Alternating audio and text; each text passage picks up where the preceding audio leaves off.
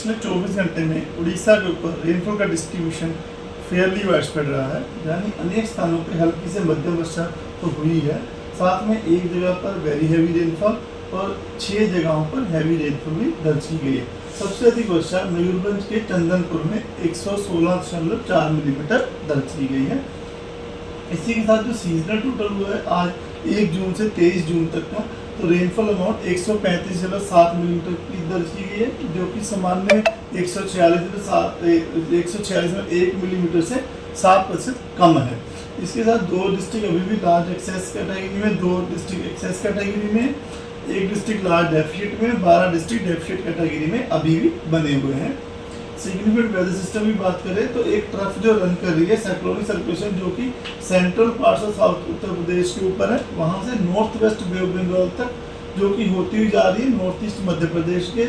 अंदर से, झारखंड के अंदर से और नॉर्थ उड़ीसा के अंदर से, और एक्सटेंड कर रही है समुद्र तल से 1.5 किलोमीटर ऊंचाई पर।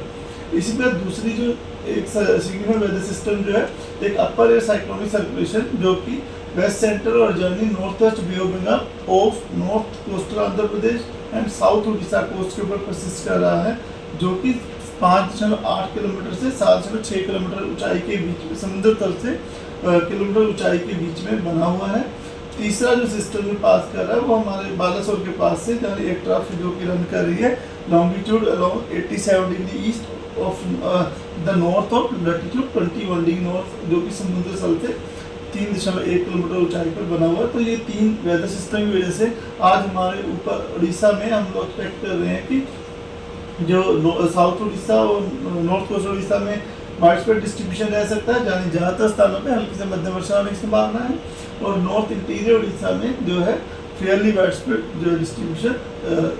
जो साउथ उड़ीसा और नॉर्थ कोस्ट उड़ीसा में जो ज़्यादातर स्थानों पे और इंटीरियर उड़ीसा में अनेक स्थानों में हल्की से मध्यम वर्षा होने की संभावना है। साथ में आइसोलेटेड प्लेस में हैवी रेनफॉल भी हो सकती है, जिसमें सुंदरगढ़, केओंझर, मयूरभंज, केंद्रपाड़ा, कटक, जगतसिंहपुर, खुर्दा, नयागढ़, पुरी, गंजम, गजपति, कंधमाल, रायगढ़, बौद्ध, कालाहांडी, नवरंगपुर, कोरापुट, ये सब डिस्ट्रिक्ट शामिल है। उसके अलावा पूरे उड़ीसा में हम एक्सपेक्ट कर रहे हैं कि थंडरस्टॉर्म विद लाइटनिंग की संभावना रहेगी, और सरफेस गस्टी विंड स्पीड जो 30 to 40 km रह सकती है। इसी प्रकार 24 तारीख को कल उड़ीसा में फेयरली वाइडस्प्रेड डिस्ट्रीब्यूशन रह सकता है रेनफॉल का, thunderstorm with lightning, gusty 30 to 40 km रह सकता है, और 1-2 स्थानों पे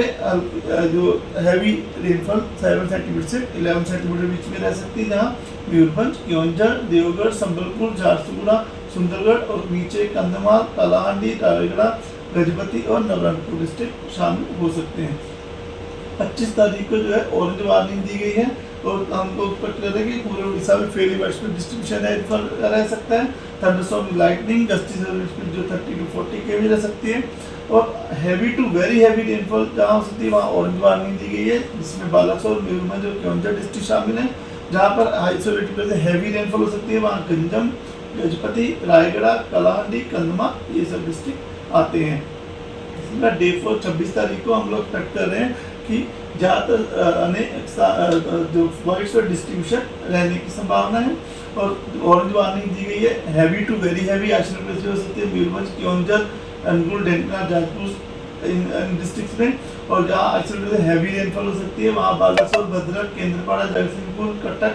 और देवगढ़ और सुंदरगढ़, संबलपुर, ये सब डिस्ट्रिक्ट शामिल होते हैं। डे 5 में जो